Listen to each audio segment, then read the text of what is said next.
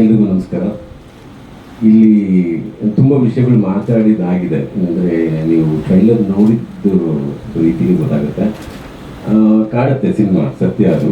ಈ ಸ್ಕ್ರಿಪ್ಟು ಕೈಗೆ ಬಂದಾಗ ತುಂಬ ವಿಷಯಗಳಿದೆ ಅದರಲ್ಲಿ. ಅಂದರೆ ಎಲ್ಲ ಒಂದನ್ನು ಬೇಸ್ ಮಾಡಿಲ್ಲ ಅವನು. ಆ ಕಾರಣಕ್ಕೆ ಆ ಪ್ರದೇಶದಿಂದ ಬರೋ ಚಿತ್ರಗಳು ನಮಗೂ ಬೇಕಾಗಿದೆ.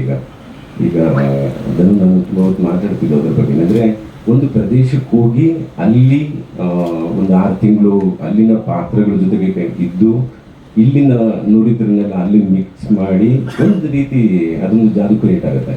ಅಂದರೆ ಸ್ಕ್ರಿಪ್ಟದು ಇನ್ನೊಂದು ವರ್ಷನ್ ಅಲ್ಲಿ ರೆಡಿ ಆಗೋಕ್ಕೆ ಶುರು ಆಗುತ್ತೆ. ಅದನ್ನು ನಾನು ಅಭಿ ಹೇಗೆ ಅಂದರೆ ಒಂದು ಯಾವ ಬಂದ ಅನ್ನೋದು ನನಗೆ ಅಷ್ಟೊಂದು ನೆನಪಿಲ್ಲ. ತುಂಬ ಮಾತಾಡಿದ ನೆನಪಿದೆ ತುಂಬ ವರ್ಷಗಳಿಂದ.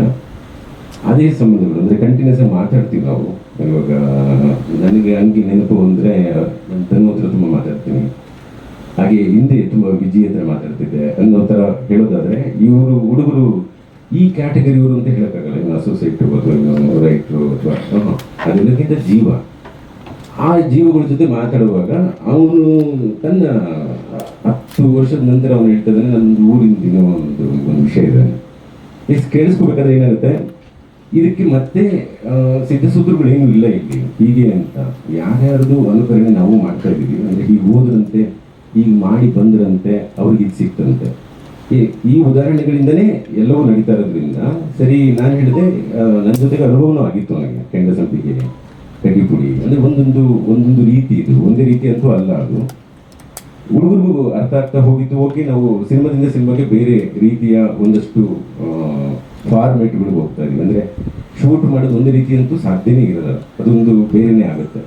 ಅವನು ಕೆಂಡ ಸಂಪಿಗೆ ನಂತರ ಅದು ಒಂದಷ್ಟು ಮೈಗೂಡಿದ ನಂತರದ್ದು ಟಗರು ಆಗಕ್ಕೆ ಮೊದಲು. ಅಂದರೆ ಟಗರಲ್ಲಿ ನನಗೆ ತುಂಬ ಹತ್ರ ಆದ. ಅಂದರೆ ತುಂಬ ವಿಷಯಗಳು, ಪ್ಲೇ ವಿಷಯಗಳನ್ನ ಮಾತಾಡಬೇಕಾದ್ರೆ ಸುರೇಂದ್ರ ಸರ್, ಮಾಸ್ತಿ ಅವರು ಬರೀತಾ ಇರಬೇಕಾದ್ರೆ ತುಂಬ ವಿಷಯಗಳನ್ನ ನಾನು ಚರ್ಚೆ ಮಾಡಬೇಕಾಗಿ ಬಂದಾಗ ನನಗೆ ಅವನಲ್ಲಿ ಒಂದು ಪ್ರೌಢಿಮೆ, ಇವ್ನಿಗೇನೋ ಅರ್ಥ ಆಗ್ತಿದೆ ಒಂದಷ್ಟು ವಿಷಯಗಳು ಅಂದಾಗ ನೀನು ಸಿನಿಮಾ ಮಾಡು ಅಂತ ಹೇಳಿದ್ದೆ. ಅದನ್ನು ಆಯ್ಕೆ ಮಾಡಿದ್ದು ಕೂಡ ಅವನೇ. ಅಂದರೆ ಆ ಭಾಷೆದು ನಾನೇನು ಮಾಡ್ತೀನಿ, ಸರಿ ಮಾಡು. ಇದೆಲ್ಲವೂ ಏನಾಗುತ್ತೆ, ಓಕೆ ಅದೊಂದು ಹೀಟಲ್ಲಿ ಹೇಳ್ತಾರೆ ಅಂತ ಅನಿಸುತ್ತೆ. ಬಟ್ ಹೋಗಿ ಅಪೂರ್ಣ ಮಾಡ್ಕೊಂಡು ಬಂದು ನನಗೆ ಸಿನಿಮಾ ತೋರಿಸಿದಾಗ ನನಗೆ ತುಂಬ ಶಾಕ್ ಆಗಿದೆ. ಅಂದರೆ ಹೇಗೆ ಇದು ಸಾಧ್ಯ ಆಯಿತು ಇವನ ಕಡೆಯಿಂದ ಅನ್ನೋದು ಒಂದು ಆಶ್ಚರ್ಯ ಆಗೋದೇ ಅಲ್ವಾ ಸಿನಿಮಾ.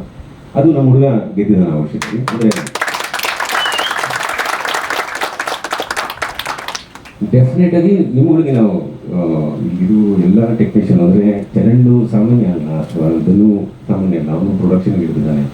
ಎಲ್ಲವೂ ಅರ್ಥ ಆಗ್ತಿದೆ ನಮಗೆ. ಸಿನಿಮಾಗಳು ಯಾಕೆ, ಏನು ಕಂಟಿನ್ಯೂಸ್ ಆಗಿ ಒಂದು ವಾರಕ್ಕೆ 13 ಸಿನಿಮಾ ಬರ್ತಿದೆ, ಏನು ನೋಡ್ತಾ ಇದ್ದಾರೆ. ಇದ್ರ ಮಧ್ಯೆ ಒಂದಷ್ಟು ಎಮೋಷನ್ಸ್ಗಳಿಗೆ ಜಾಗ ಇದೆ, ನಮ್ಮದೇ ಆದ ಕನ್ನಡತನ ಇದೆ, ತುಂಬ ವಿಷಯಗಳಿದೆ.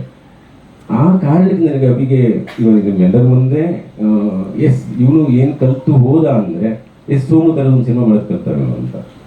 ಡೆಫಿನೆಟ್ ಆಗಿ ಅದು ನಿಮ್ಗೆ ಇಷ್ಟ ಆಗುತ್ತೆ. ಯಾಕೆಂದರೆ ಅದೊಂದು ಐಡಿಯಾ ಕೂಡ ಆಗುತ್ತೆ ಮುಂದೆ. ಹಿಂಗೆ ಹೋಗಿ ಹೌದು ತುಂಬ ಸಿನಿಮಾಗಳಾಗಿದೆ, ಎಲ್ಲವೂ ತಿಥಿ ಅಥವಾ ಇವೊಂದು ಅಂತರ ಮುಗಿಸ್ಕೊಂಡ್ಬರ್ತಾರೆ, ಅಥವಾ ನಾನು ಕಡ್ಡಿಪುಡಿ ಹಾಗೆ ಮಾಡಿದವನು, ಅಥವಾ ಕೆಂಡ ಸಂಪಿಗೆ ಹಾಗೆ ಮಾಡಿದವನು, ಟಗರು ಕೂಡ ಹಾಗೆ ಮಾಡಿದವನು. ಅಂದರೆ ಒಂದು ಜಾಗಕ್ಕೆ ಹೋಗಿ ಅದನ್ನು ಹೇಗೆ ದುಡಿಸ್ಕೊತೀವಿ ಅನ್ನೋದು.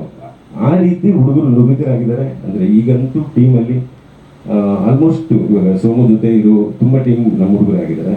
ಚೆನ್ನಾಗಿದೆ. ನೀವೆಲ್ಲರೂ ಅದ್ರ ಜೊತೆಗೆ ಇನ್ನೊಂದಿದೆ. ಈಗ ಎಂಥ ಚಾಲೆಂಜ್ ಇದೆ ಅಂದರೆ, ಈಗ ನಮ್ಗಳದೇ ಸಿನಿಮಾ ಬರ್ತಿದೆ. ಓಕೆ, ಈಗ ನನ್ನ ಸಿನಿಮಾನೇ ಇದೆ, ಜಾಕಿ ರಿಲೀಸ್ಗೆ ರೆಡಿ ಇದೆ ಆ ದಿನ.